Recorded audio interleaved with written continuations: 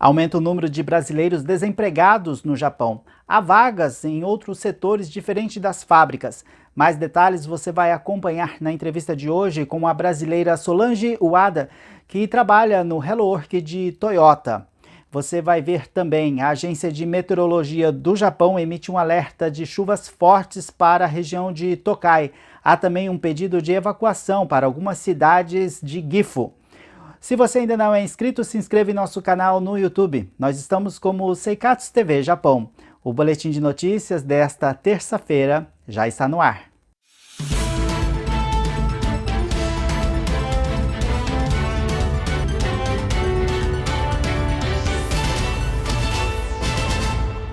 Começando mais um boletim de notícias, obrigado pela sua companhia. A Agência de Meteorologia do Japão emitiu um alerta de chuvas fortes para a região de Tokai.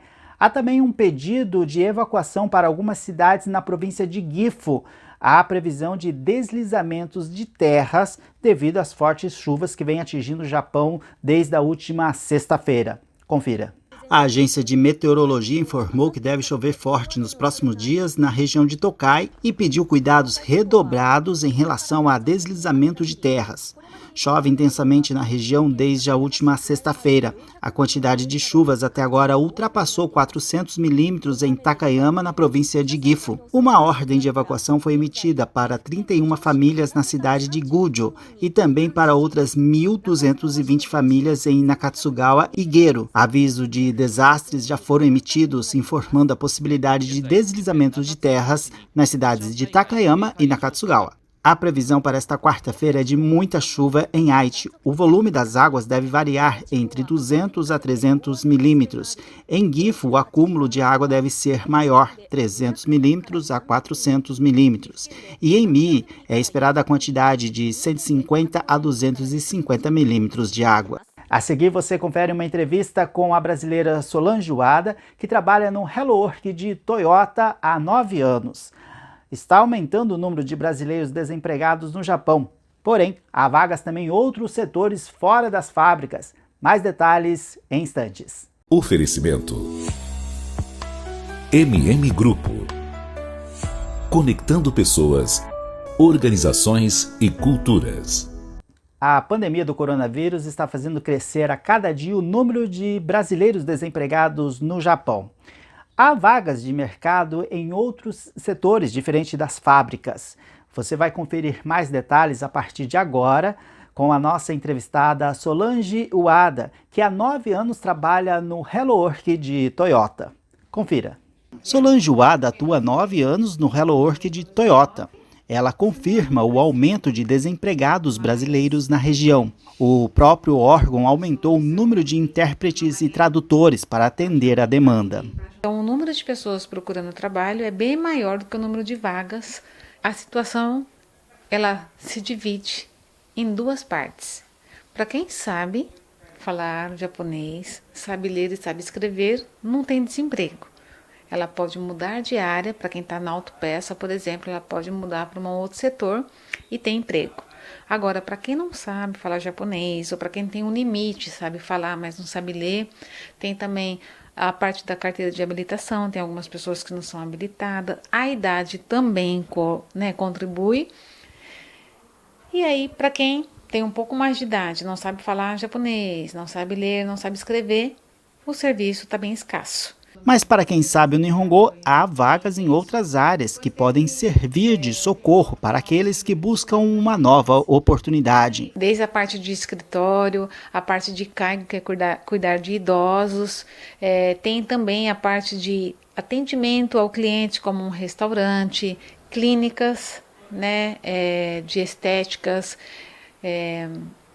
até salão de cabeleireiro também contrata pessoas que sabem falar as duas línguas, que não vai atender só o cliente estrangeiro, mas que consiga atender também o cliente japonês. A intérprete e tradutora diz que nestes 30 anos de imigração brasileira no Japão, não houve muitas mudanças em relação às empreiteiras e dá algumas dicas para quem está buscando um novo emprego junto a elas. Nesses 30 anos não houve tanta mudança quanto as empreiteiras. Por quê? Vou te explicar fazendo uma comparação. Tem a empreiteira A e ela lhe paga 1.350 horas.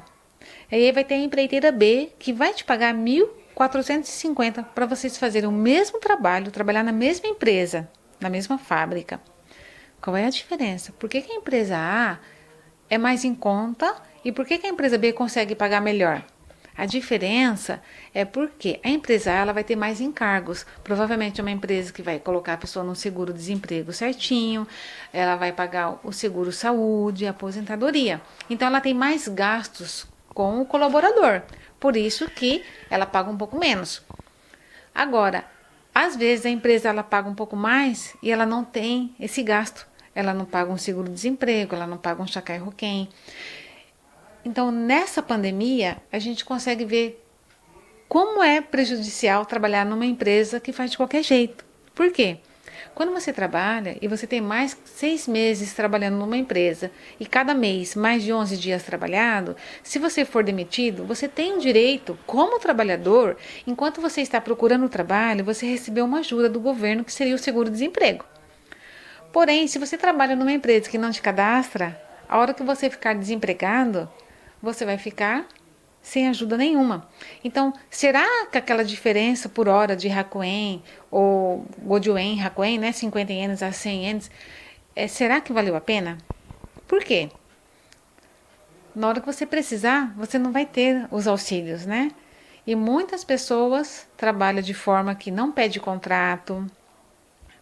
E aí, a hora que vem a pandemia, começa a querer saber onde está o contrato. E a empresa fala, não tinha, o contrato era mensal.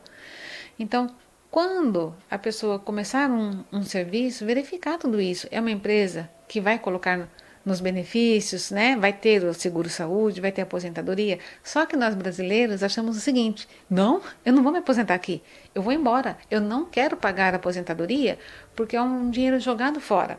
Muitas vezes pensamos dessa forma, mas isso foi implantado quando nós chegamos aqui há um bom tempo atrás. Para quê? Para que as empresas tivessem um custo menor conosco, né?